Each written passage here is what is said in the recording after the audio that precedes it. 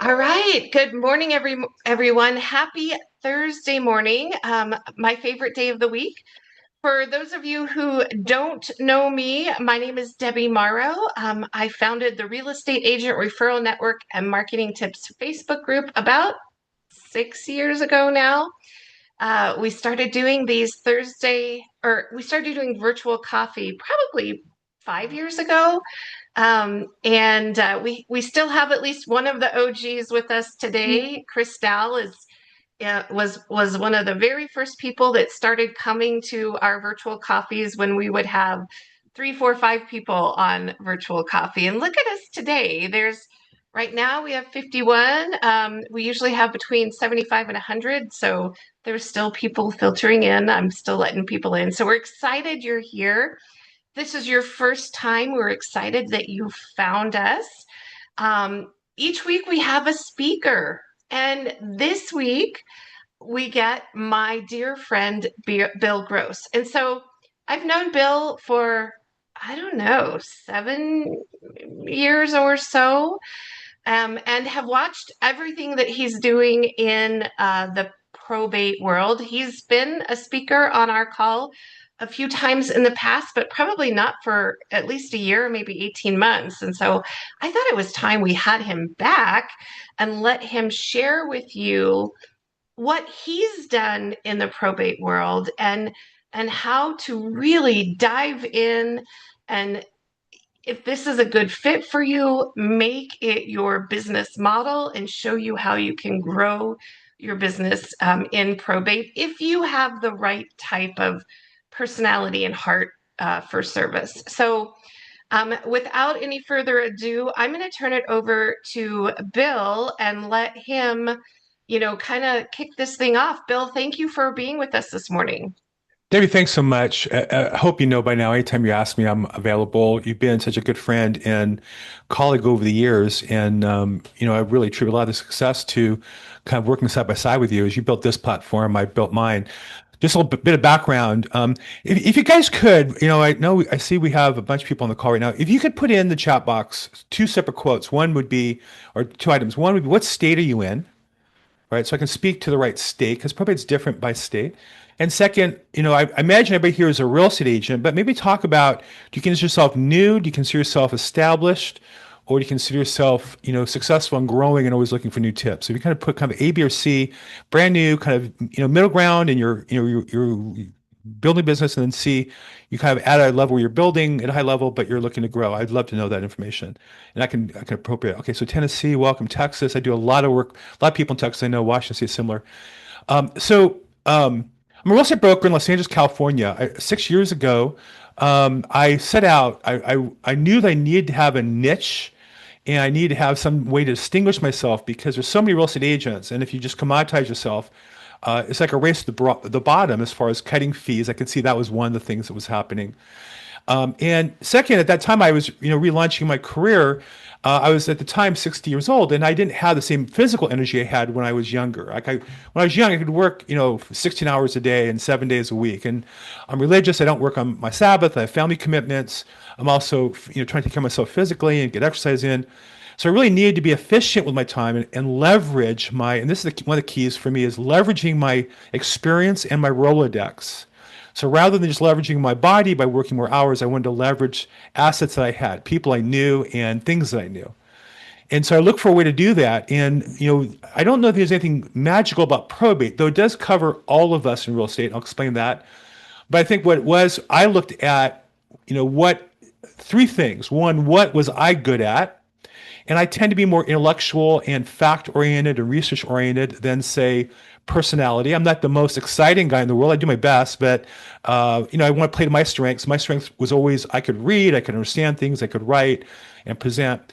Second was that I enjoyed things. At the time, my main lead generation was going to court every day. I enjoyed putting on a suit and tie and going to LA County Court. Now I lived a half hour away, not an hour, not 2 hours. I happen to live near the largest probate court in America. So that worked for me. That was one of my advantages. And the third one was the market needed somebody to help out. And so I saw there were petitioners that were lost. The attorneys did a terrible job as a general rule. The realtors did a terrible job as a general rule. I just sat in court and watched over and over again. I saw the opportunity. So when people relaunch the business, I ask them three questions. And you might want to write these down if you're looking to relaunch your business. One is, what are you good at? What are your assets? You want to leverage your assets, right? If you have a lot of money, you can leverage your money to make more money. You can buy a building or buy a business. But if you don't have money, you have to have something else. But what are your assets? What are your personality characteristics? What strengths do you have? What business do you in? It's interesting to me, one of the most successful members of my team was a escrow officer who wanted to become a realtor. And she, like most realtors, was advised, to cold call, the door knock. I said, no, no, no. You have a Rolodex of hundreds of people you've closed escrows for. Once you convince them you know how to close a transaction, you've now converted yourself into being an expert realtor. So we're going to first leverage your own assets and skills and contacts, because, and this is another area realtors fight, and you're all going to hate me when I talk like this, but I'm going to be honest with you. I'm not getting paid. I'm not recruiting you. I'm not coaching you. I'm not selling you anything other than the American dream.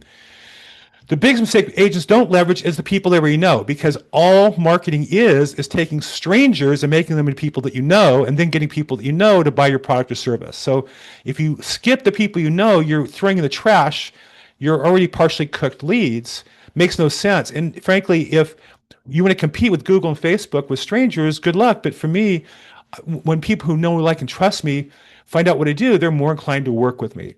And that's true with you as well. So I want to leverage your asset. And that means getting your database together, getting every name, address, phone number, and email, and leveraging that.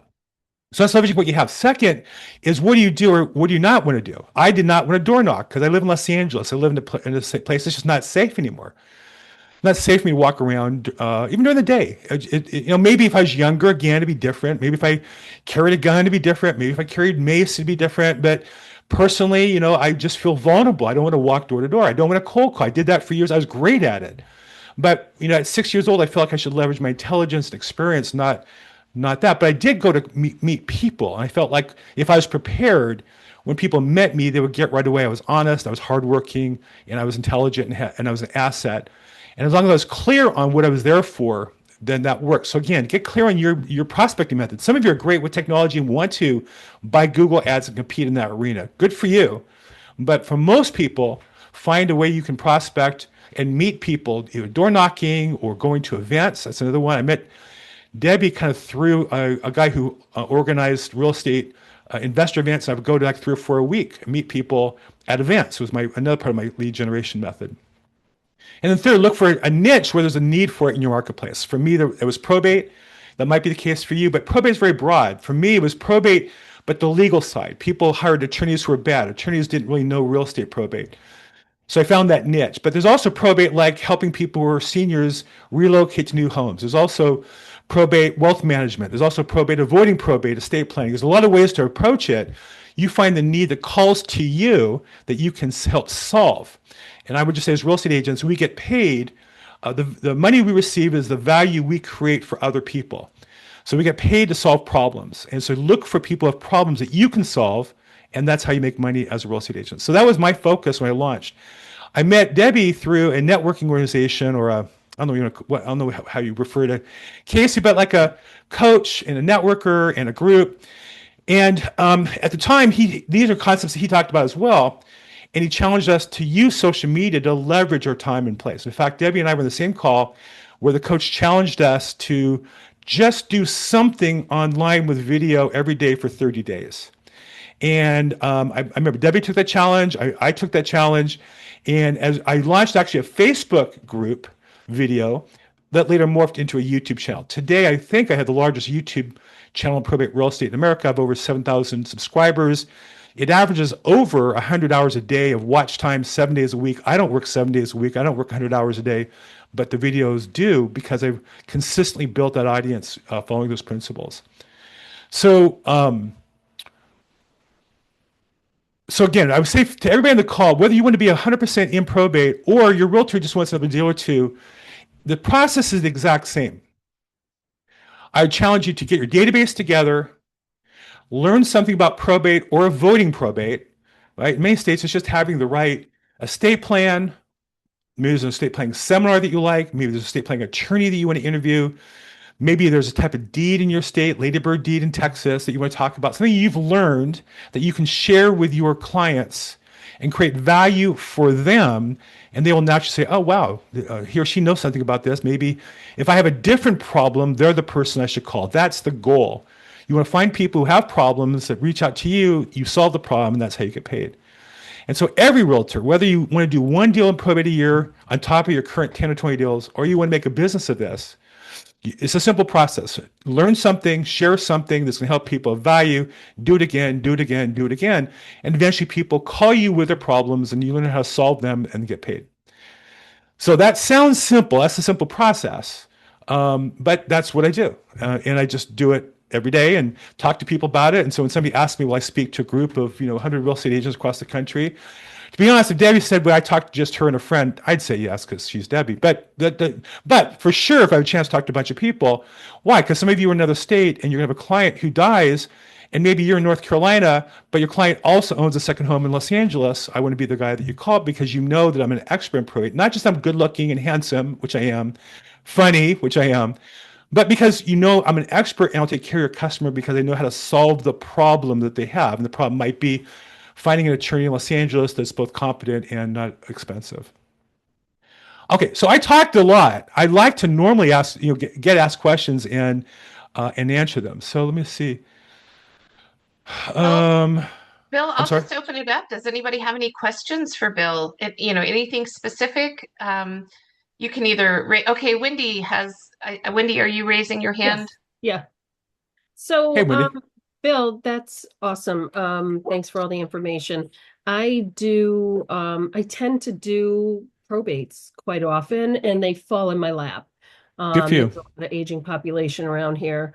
Um, and I like doing them and I do them, my clients seem to be happy. How I'd like to do more. I have an attorney that I've hooked up with. But you mentioned going to the probate court. What is it Hmm. exactly that you're doing? Because there's a probate court right near me. I can walk Yeah, to it. great. What exactly is it you're looking for, you're doing? Are you communicating with people there? Walk me through it if you would. Yeah. So, what state are you in? I'm in Connecticut. Okay. And then in Connecticut, you have multiple counties. So, what county are you in? I'm in New Haven County in Connecticut. There's Got it. six counties, I think, Mhm. in the state. Yeah. So for all, because we're talking to a national audience, so rather than just to you, Wendy, I'm going to also kind of address it to everybody in the call. So the first thing is probate law varies by state. Practices and procedures vary by county, almost exclusively across the United States. So what do I mean by that? Well, you've done some, and I guess I'm going to assume that along the way you've learned some things about probate law in Connecticut as well as to real estate that you kind of just absorbed. You didn't intend to become an expert in it, but you do it enough times, you figure it out. There's other things that you really know that other people don't know. Maybe a certain forms, procedures that you've developed or been given by an attorney or given by your broker or whatever. And so what I would say is that if you just are around as a real estate agent long enough, of course you're going to get probate deals coming to you. But like anything else, if you share the problems you're solving, people may either call you with that problem again, somebody else, or somebody will come up and say, well, geez, she solved that problem, but can she help me with this? And so that's where I think the goal, so, I watched, I don't know about you guys, I'm always trying to learn to be better at my craft. And I watch a lot of company training and industry training on AI. And it always gets down to finding some stupid robot that's going to create Facebook pages of me and post it for me. Well, that's the one thing I don't want to do, right? Because that puts me in competition with Facebook and Google and puts me in competition with some cute girl who's in a bikini and they're going to choose to use her over me. But your clients, Wendy, who you closed an escrow for, but maybe it wasn't a probate, want to know that you did another deal and solved a problem related to probate because their cousin's going to die, their aunts and uncle are going to die, their parents are going to die, they're preparing to die at some point in their life and want to make that handoff smooth. And so you have expertise, and the goal here is to leverage it. And that's the social media content that is gold. Nobody in Connecticut, in New Haven, can compete with you on probate real estate with your client closing stories and the successes that you have. And if you leverage that, you'd be unbeatable. You would get more probate business because you're talking about, and you get other non-probate business just because you're talking about helping people. Does that make sense? Absolutely. Now, Yeah. as far as the court, because you asked that specific question, so again, it varies by county, and within counties, different courts. Like in LA, 99% of the probate are in one courtroom. I'm sorry, one courthouse with 9 rooms, and then 1% are in 2 hours away.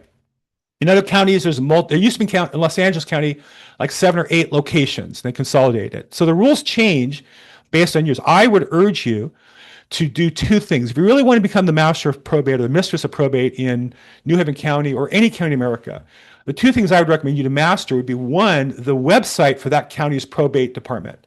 Because some counties have a lot, and I would learn a lot, and some have none, which tells me, well, that means my customers have none, and I become more valuable than the county.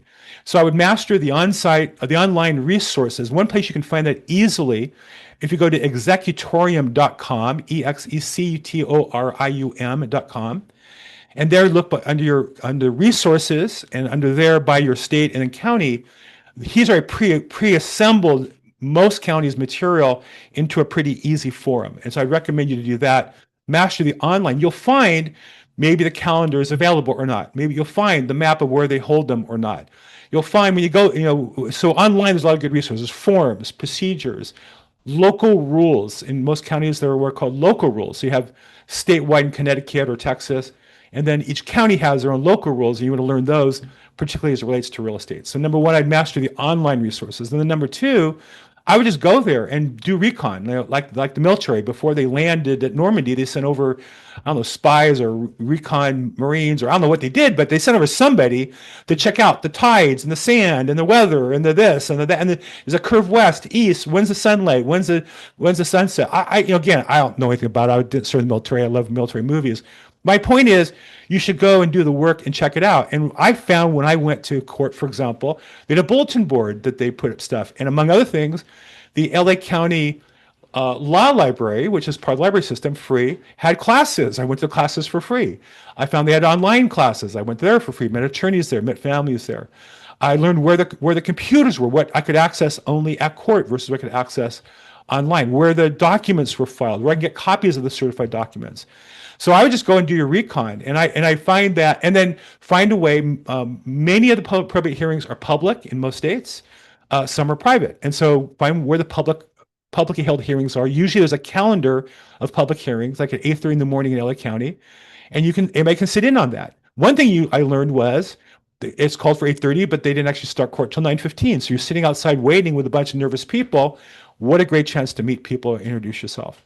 So again, I don't know the answer in New Haven, Connecticut, but if I was looking for the answer, I would master the online resources. Number two, I'd also find where the Starbucks is or the coffee shop, because you meet an attorney, you want to talk more. Hey, can I buy a cup of coffee? And you take them there. One thing is that I always overtip at the coffee place in LA County, because why? There's a line of 8 people, but the lady will pull my coffee first and serve me. And some attorney I'm trying to meet, they go, wow, you must be a VIP here. Yeah, I tipped you $5. It's not a big deal, right? But if you're going to spend the time with a target prospect, it makes sense. So to answer your question again, Wendy, and then for everybody, if you want to be the master or mistress in your market on probate, master the online resources for your county.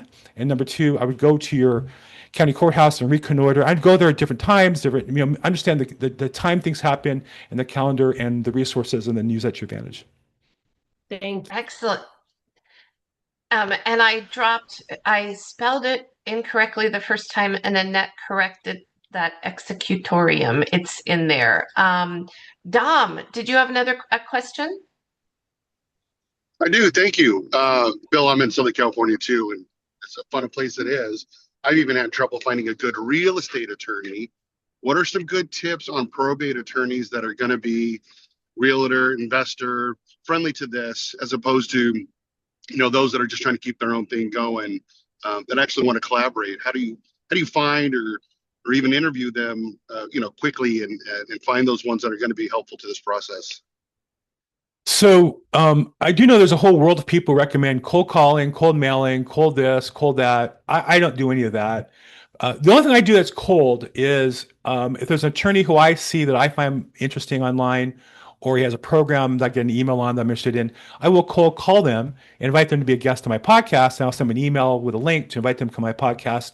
And I use the podcast as kind of my Trojan horse to cold call people. But I don't ever call them back. I don't follow up. I just don't do any of that. I want to work with people who want to work with me. I want to work with attorneys who want to work with me. I want to work with attorneys who think they need me to help them get their deal done. So what does that mean? A couple things I would say is one, I don't ever want to solicit them. They hate realtors. They think we're all hacks. They think we're all uneducated. So my whole goal is to be kind of like the prettiest girl at the bar. The prettiest girl at the bar is not hitting up on the guys.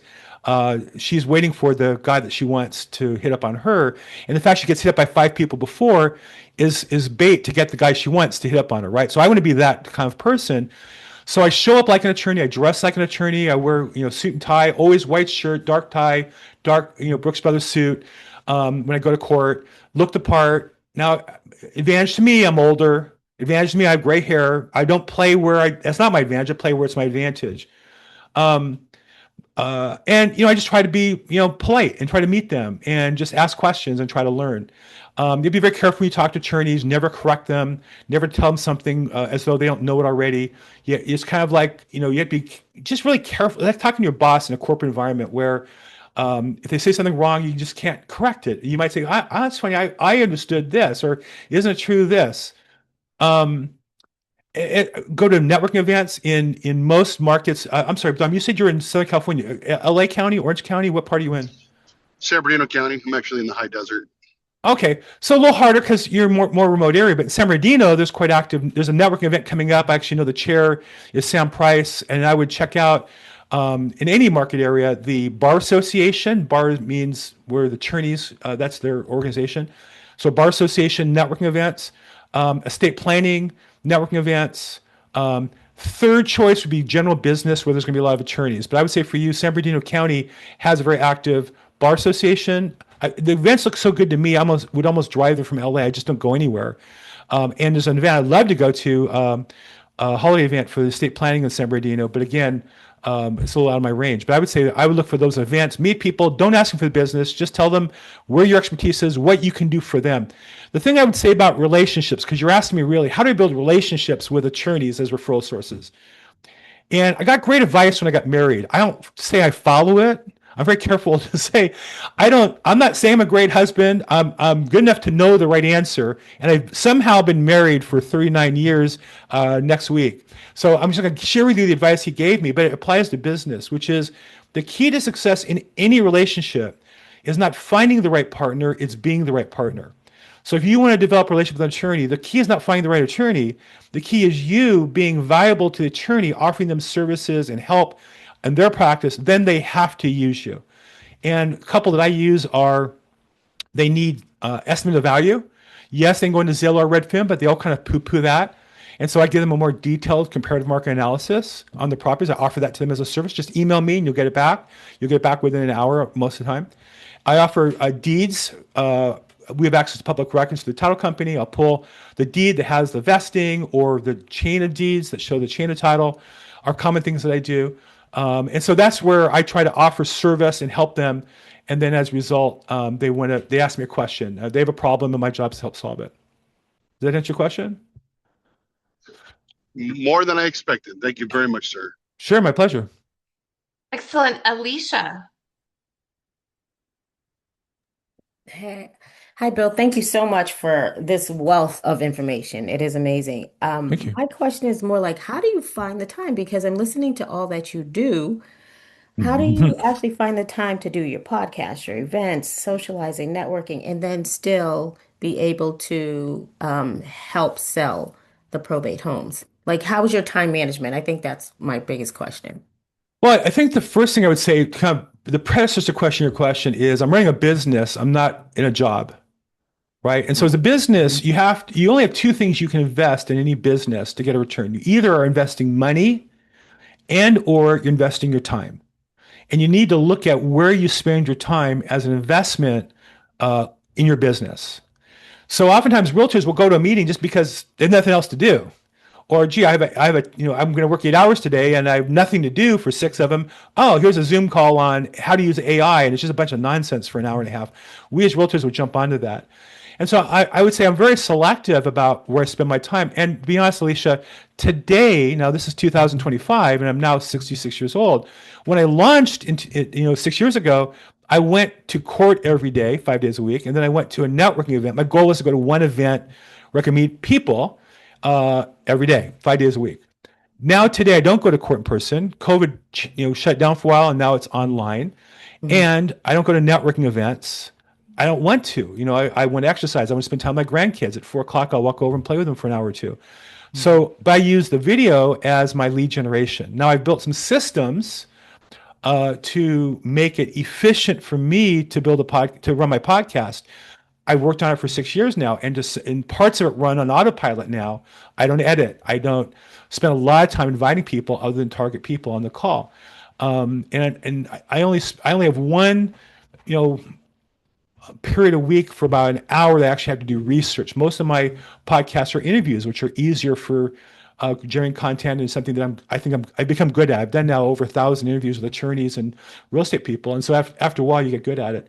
So I would say to you, Alicia, it's about setting a plan out Mm-hmm. and looking at your time as the most valuable resource in your business, and go to those events that make sense. So, for example, one of the real estate events I went to for years, which happened to be the largest monthly real estate event in Los Angeles, was only about 10 minutes from my house.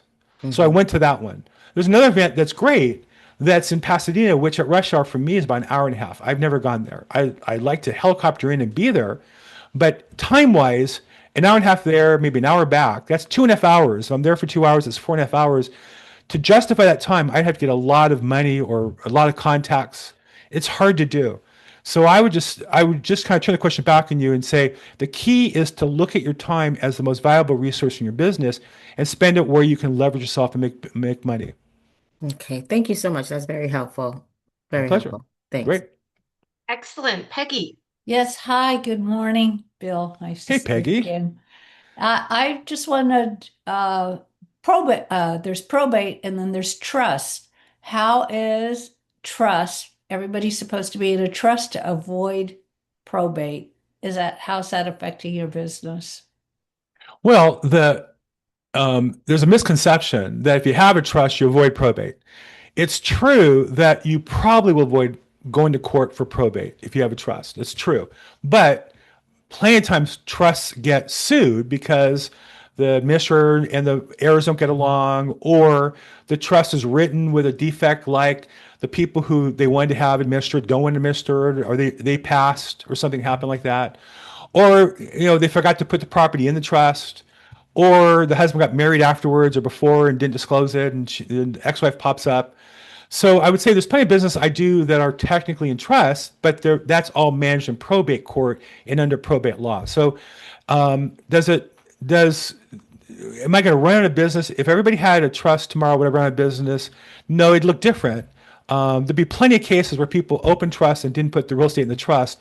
I'd probably make a living off of that niche alone if that happened. But that said, I do advise people to plan ahead, like anything else in life. If your odds of success are great if you plan, and for people who want to accumulate wealth or create legacy wealth for their families, planning is a critical step, and estate planning is part of that. And so I actually have a podcast called Estate Planning Weekly where I interview attorneys and we talk about best practices and mistakes to avoid and things like that. And that's another way that I can help my clients again build wealth, and it puts me in a position with my clients of being an expert. Well, they'll turn to me when they have questions, non-legal, or how do I find the right estate planning attorney? And because I've interviewed a couple hundred, I can help them find the right one for them. My website, my YouTube channel is at Bill Gross Probate. So if you go to youtube.com/ at Bill Gross Probate, that's my link for my YouTube channel. Excellent. Thanks, Bill. Forrest. Hello. Good morning. I have a question about if you do events. So as I work with a lot of people that transition as well, and I was thinking about doing an event where I schedule, like an estate planner, a lawyer, somebody that does financial wealth and estate sales for like a big get together and invite my sphere. Have you ever done something similar to that or? Yeah, I've not, and again, I think it's a great idea. I think the right person should do it. I'm just not the right person. I'll tell you what I mean by that. Yeah, I'm bubbly. So I'm like the bubbly, like There you person. go. Yeah, exactly. Yeah. I'm the guy who's gonna sit in the corner the whole time and not talk to anybody. I hate those events. And I have a partner in my business who loves those events. She does like a holiday event. During COVID, she had a drive-by holiday event because she needed people so much, and so she did that. But I don't, because it doesn't fit my plan. The other thing I would say is my business is what we call B2B, business to business, as opposed to B2C, business to consumer. So I'm more looking for people who can refer me people who need to sell houses than I am people who own houses and need to sell them or inherit them and need to sell them. Whereas an event like that typically is more of a B2C, though you could do a B2B. You can invite attorneys and accountants and vendors and things like that as well if you do it. I think it's a great idea, but again, you have to fit into your strengths. There was a time when my wife was maybe able to help me more, and maybe I would have had her run the event, or hire my daughter to be the party planner or something. But at this stage of my life, I just hate even going out for coffee with people. I just rather do it all online, and I have enough business where I can be particular. But I think it's a great idea. I have a fantasy where I do an event nationally and do like a probate con where I invite in all the different attorneys and vendors and to present. And there's a lot of different little niche vendors you would think about that could talk about the tools that I've become to help my business help other realtors. So that's kind of my fantasy. But again, I'm just not the party planner type, and I don't really like those events much. So I'm not the right guy. But I think it's a great idea for us. And is that who said that? Yes. Anyhow, I think it's a great idea. And if it's in LA, let me know. Send pictures. I think I'd love to see you do that and be successful I'm with it. in Columbia, South Carolina, and I've been throwing great parties since college. So, There you go. And Columbia, South Carolina is different than West Los Angeles, California, right? I'm in the big city. I'm in the heart of the city. You could be in the Palisades before it burned down was more, probably more like South Carolina. But where I live in West LA, it's the city. People driving by, and parking is expensive, and there's homeless on the street, so it's a little different. And people's relationships are different than they are in a city. Whereas you're more likely to sell the house for somebody and discover their kids go to the same school as you or the same high school. That doesn't happen as much in my business. So again, you need to have the right market for and the right strategy for yours. But I set out and create a 5-year business plan, and I just execute my plan every day. I would urge you to think about when you do your business planning, is there a party component? Should it be annual, quarterly, and what should it look like? I think it's a great idea. I think anything you do that you're good at and you enjoy and people need, I think, interaction more than ever. That's the overlap area that you want to focus on. So it sounds to me like you're on the right track. Thank you so Excellent. much. Tushar, did you have a question? Uh, yeah, hi Bill. Very nice talk from you. It was very great information. I just wanted to ask, okay, let me fix my camera. I just wanted to ask that you said that you are reached at the point where you are getting leads automatically. You don't need to have a follow-up with the leads. But do you feel in real estate, it is like you cannot have a deal close without the right follow-up system? A lot of efforts we need to do. And second thing I just wanted to highlight, like a few days back, we have a speaker, and he has built a system where with Facebook groups he used to close the deals just by posting. So he sold a home more than around $30 million. So I think we should say like anything can work in real estate or in entrepreneurship. What is your thought on it? I would like to know. Thank you. Yeah, I think that I don't do lead follow-up. Now I do email. I have a huge database of people. Anybody here who emails me ever or goes to my Facebook group, Probate Weekly is my Facebook group. Not as big as Debbie's, but it works for my business. Nothing I have is as big as Debbie. She's blown by me. I'm so embarrassed to be even not talking to her. I'm so honored to even be on her podcast. But frankly, so when I say I do lead follow-up, I don't follow up on individual leads. Now, what I do is touch base with my key attorneys and referral sources. What I do is send out emails regularly promoting my podcast, and I post 5 long-form videos a week. It sounds like a lot. I have a system, and it kind of works for me. So I let the video do the lead follow-up for me. My YouTube channel gets, like I said, over 100 hours a day of view time. I let that do my follow-up for me. People see, I commonly hear, "Oh my God, I see you everywhere. I see you on Facebook. I see you on LinkedIn." I'm not in any of those places. I don't go on. I deleted everybody in Facebook as a friend other than my daughter and immediate family members so I can see more pictures of my grandkids. So but I post on it. And I'll just share with you, I forget his name, the who asked the question, but I'll share with you that um, from like for example, I had a medical procedure a few months ago. I'm literally laying in the hospital bed. It wasn't serious, but it was serious enough to be in the hospital, but it wasn't serious as life threatening. And I got an email from a referral source, from a fiduciary, which is like an attorney, saying, "Hey, Bill, months ago you sent me a CMA on this property. We now need to list to sell it. Can you list it for me?" And my reply was, "Yes, I'll be glad to." And from my bed, I just sent out the contract form because it's not hard to do anymore. You can, from your phone, put in the right information with the property address and the details. And literally from my hospital bed, I took a listing for $1.25 million property that's in escrow and going to close by the end of the month.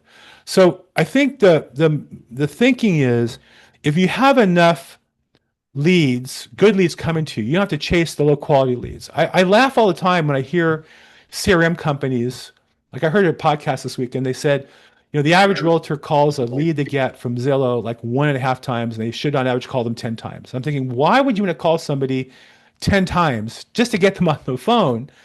And they were saying, well, you call different times a day and you leave messages, you do this, you send a video. I'd much rather have people call me and be busy with that.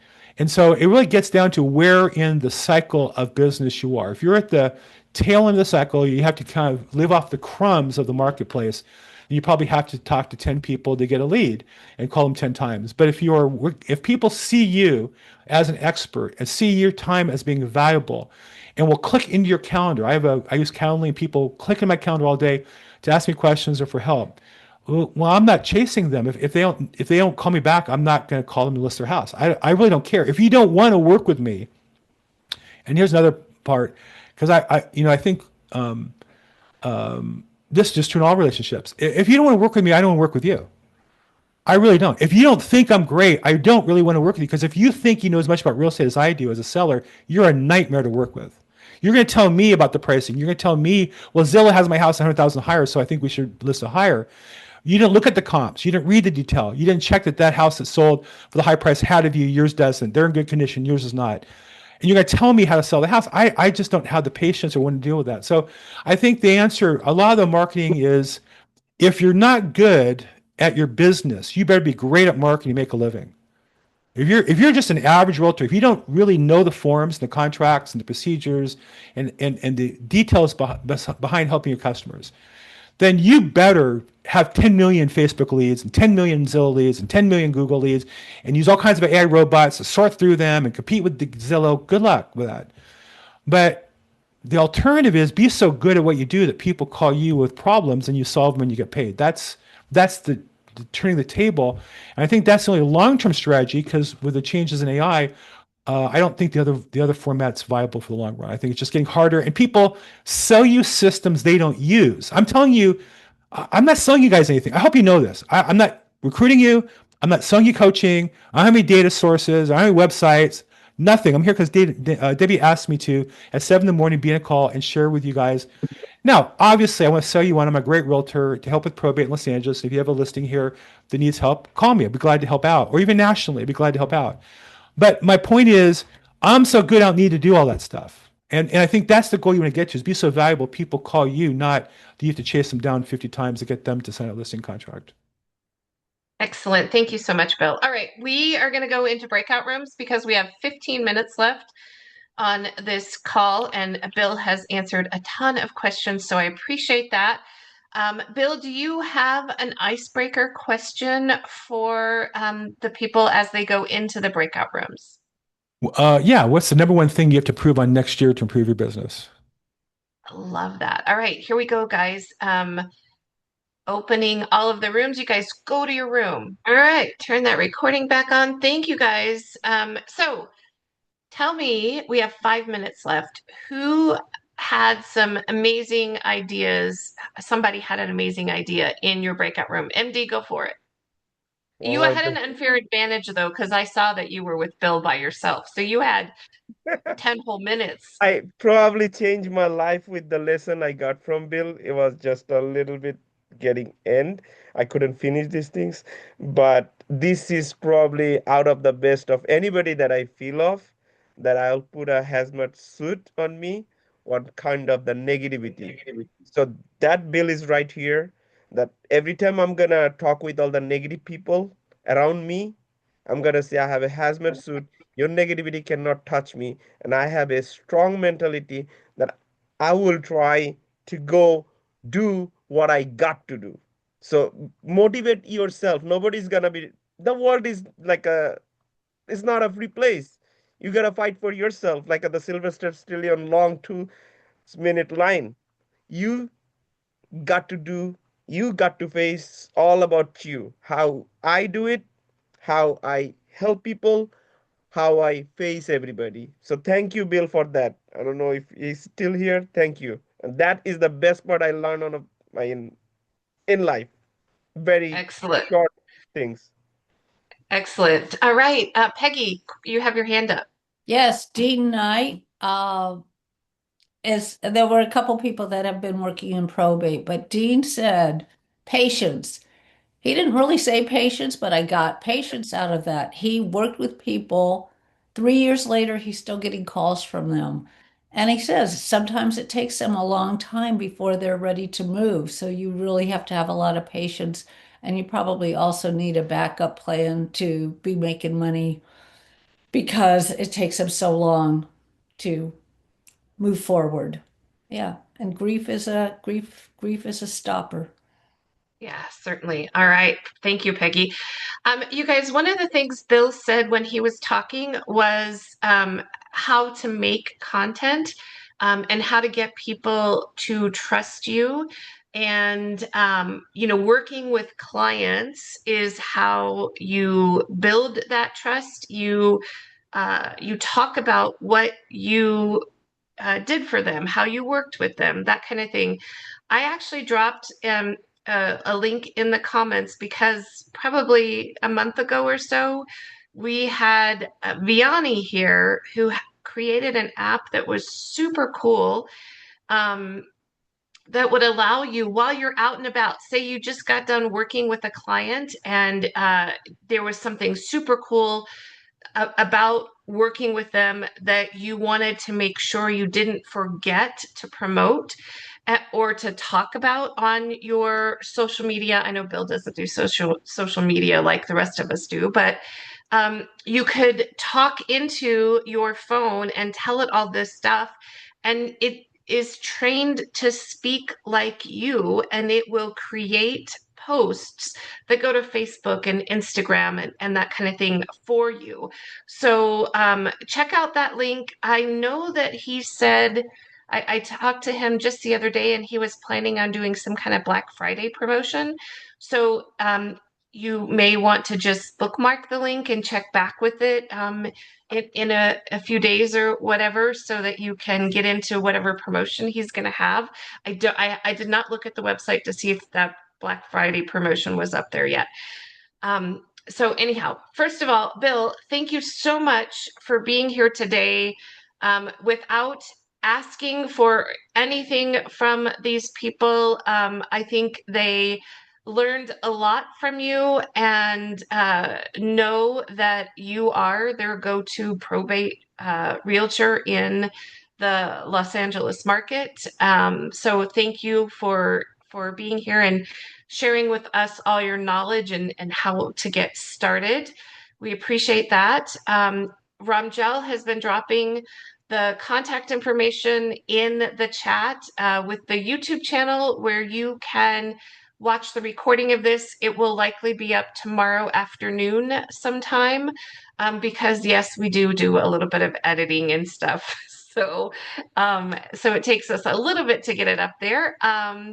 And don't forget that next week is Thanksgiving. And so I'm sure you guys have much better things to do next week. I'm going to be stuffing my face full of turkey and stuffing and all that other good stuff. So we will not be here next week. We will pick it up the following week, that following Thursday. So thank you all for being here. Everyone enjoy your Thanksgiving. Be happy and safe. And remember that there are 4 things that you never talk with family about at Thanksgiving, right? Religion, sex, politics, and what's the other one, Becky or Bill? What I forget. Oh, sports. religion, sex, politics, and sports. Those are not conversations to have at Thanksgiving table because they only end in arguments. All right, you guys, thank you so much. Happy Thanksgiving. Look forward to seeing you the following week.